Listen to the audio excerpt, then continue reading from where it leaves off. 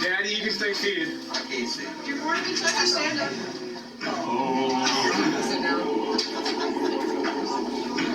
The sun shines bright on my old Kentucky home. It's summer, but children and ways. The corn is ripe and the meadows are in bloom, and the birds sing all the day. We no more lie lady.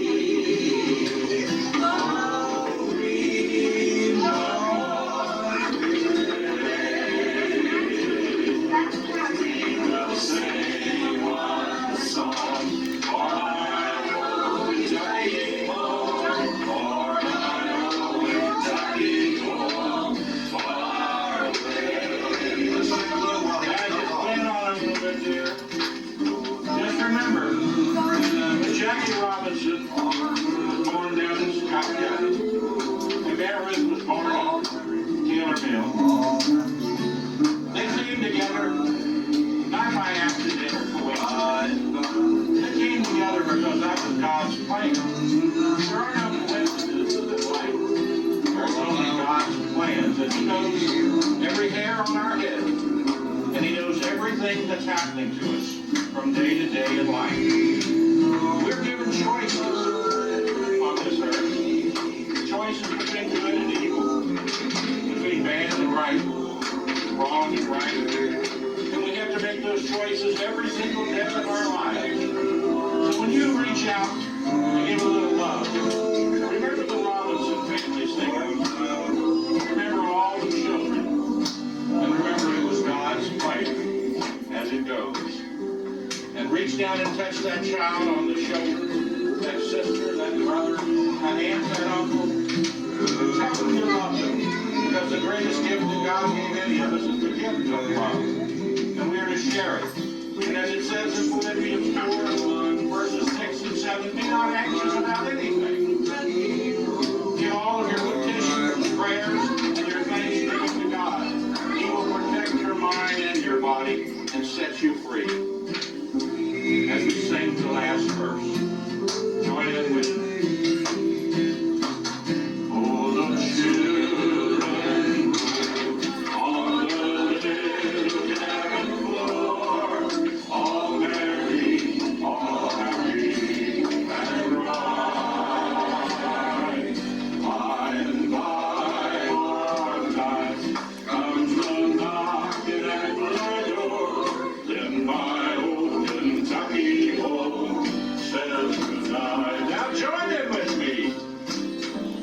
Weep no more, my lady. Oh, weep no more today. We will sing one song for my old Kentucky home, for my old Kentucky home, far away.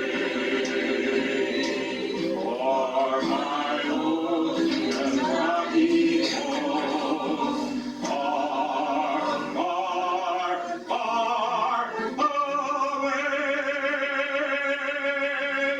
Oh, wow. God bless America. God bless Sharon and Mark for having a host and hostess and the Robinson family.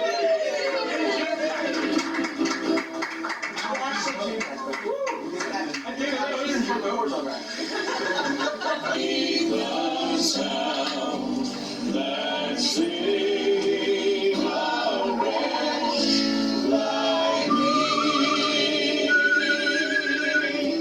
I was lost, but now am found. Was blind, but now I see. Was grace that taught my heart to fear, and grace my fears how precious is that grace appear the hour I first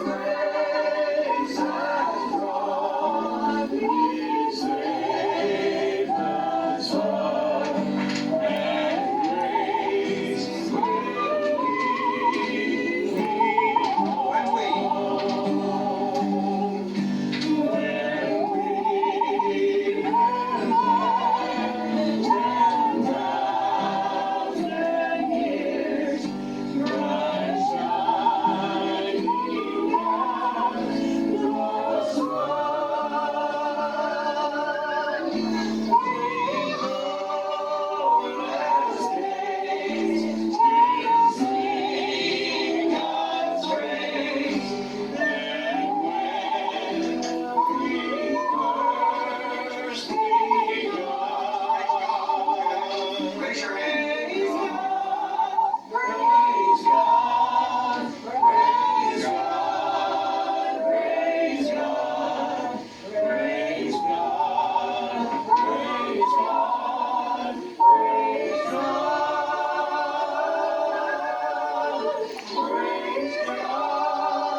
Praise God.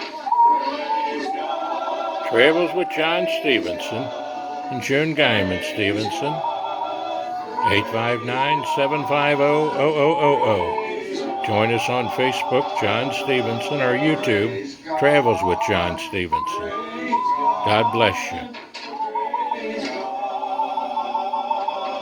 Find a church.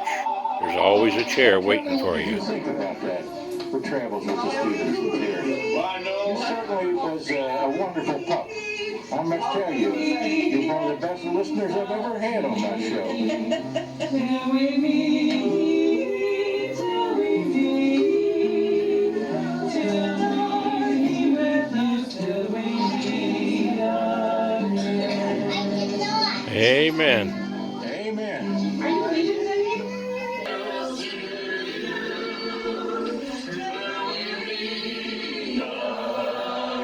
Happy trails.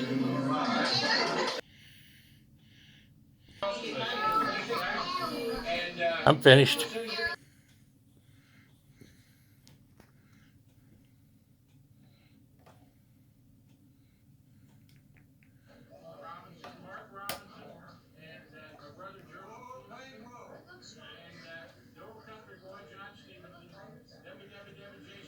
BINGHAM.com.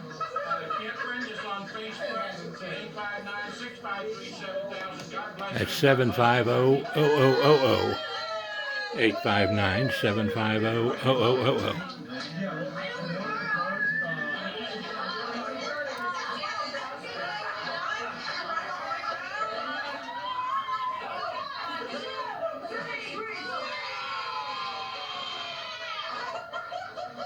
I don't know about you, but that hurt over here.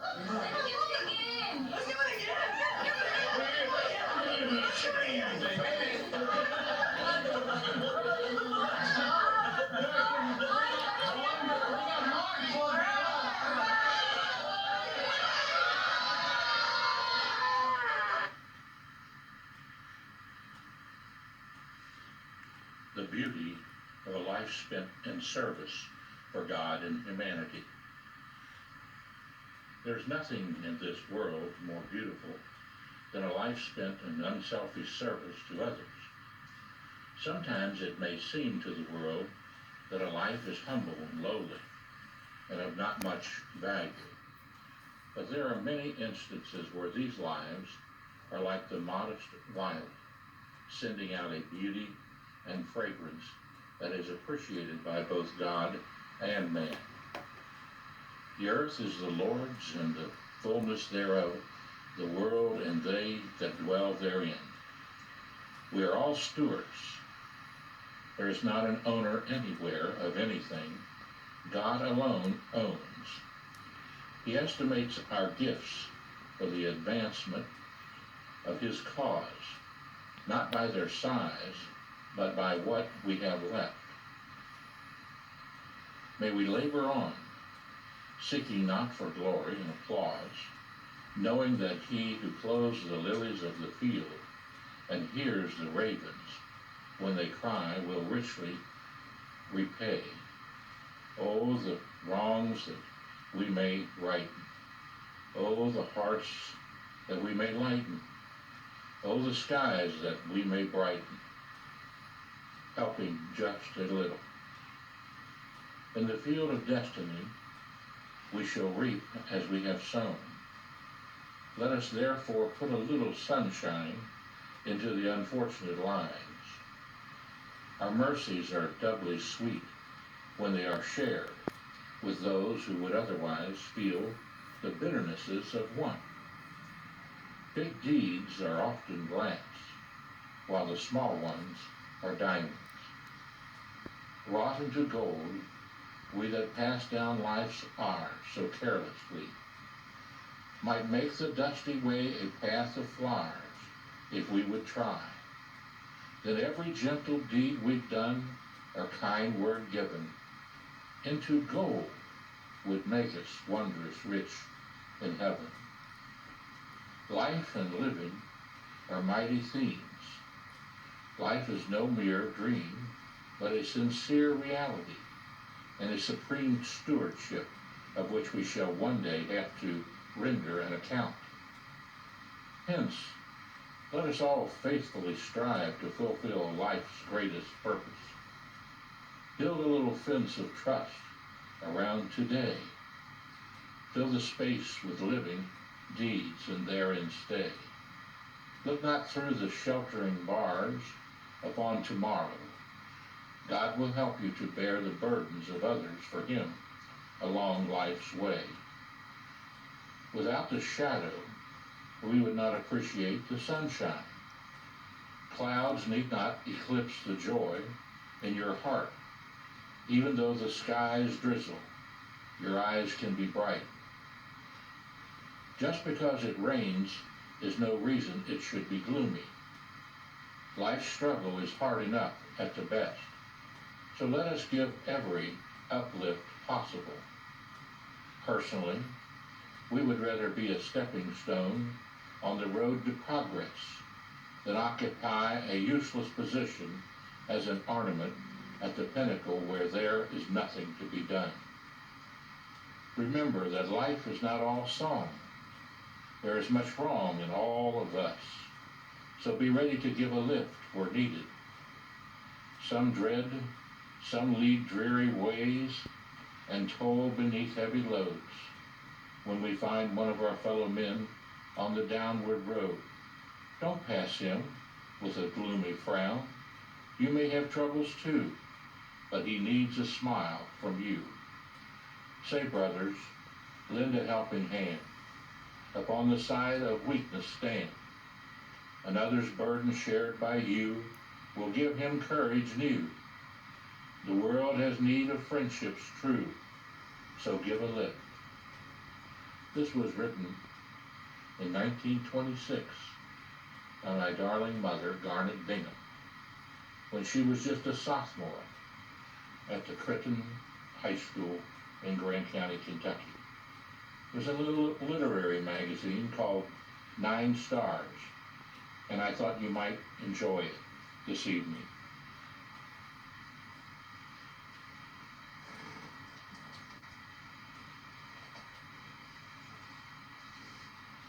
Another one I thought you might enjoy, Love in a Cottage by Garnett Bingham.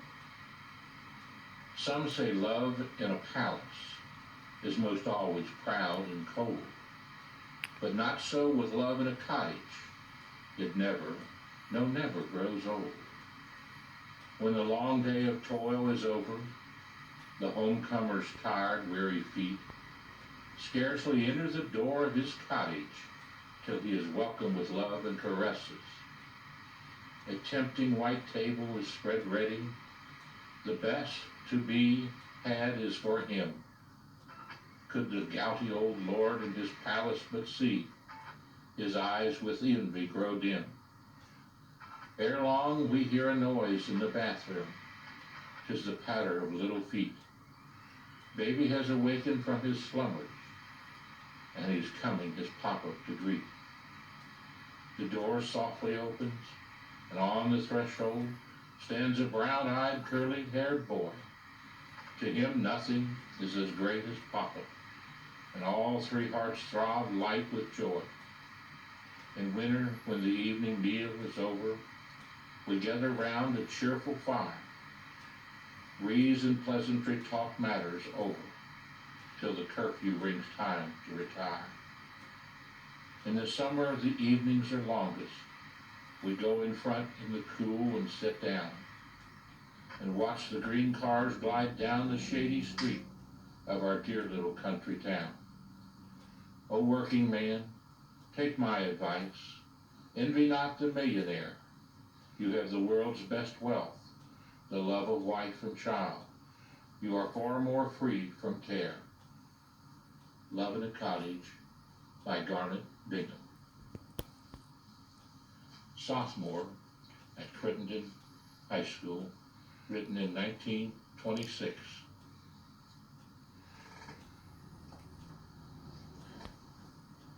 The Value of a Secondary Education by Garnett Bingham. It is of great value to develop the mind along with the body. An education is never lost. It helps one to enjoy life to a fuller extent, as it greatly increases the learning capacity. When one comes to old age, a well-trained mind is a veritable storehouse of treasure. When one begins to learn as a little child, it is like ascending a ladder. We might call common school the first step, high the second, college the third, and the university the fourth. This would fit us well for the future. The more thoroughly things are learned in the beginning, the greater we are assured of a more firm foundation, and thus we will be greatly helped as we proceed along the halls of learning. When a person applies for a position of any kind, he will generally be asked about his education. If it is a position of any importance at all, one without a high school education will not be accepted. But if one has completed his high school and also his college course, he will be given a much better position than those who have practically no education at all. They will also be paid much better salaries. In years gone by, it was thought that just men should obtain an education, and that women should stay at home and keep house. But now the world has begun to realize that women have their place also. Primary education is a foundation for high school or secondary education. After we have reached this point, we usually want to attend further, and we can then see the great value of obtaining a secondary education. Written in 1926 by my mother, Garnett Bingham, as a 10th grader at the Crittenden High School. Published in the 9 Stars literary magazine.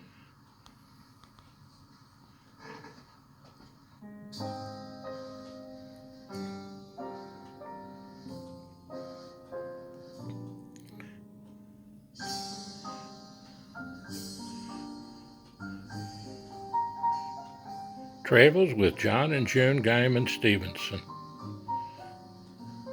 77 now. Miss June is as beautiful as ever, still tolerating me, although I'm sure it isn't easy. I'm Cousin Johnny to Roger Bingham and all the Binghams. 50 years as a real estate broker in one of the homes I built with Miss June on Moffett Road. Sworn in as superintendent of education with Miss June and Dad and Guy and all the family. Gerald's gone on to heaven. Barbara's gone on to heaven. Jack's gone on to heaven. Jimmy Noakes, Gary Halberstadt, myself.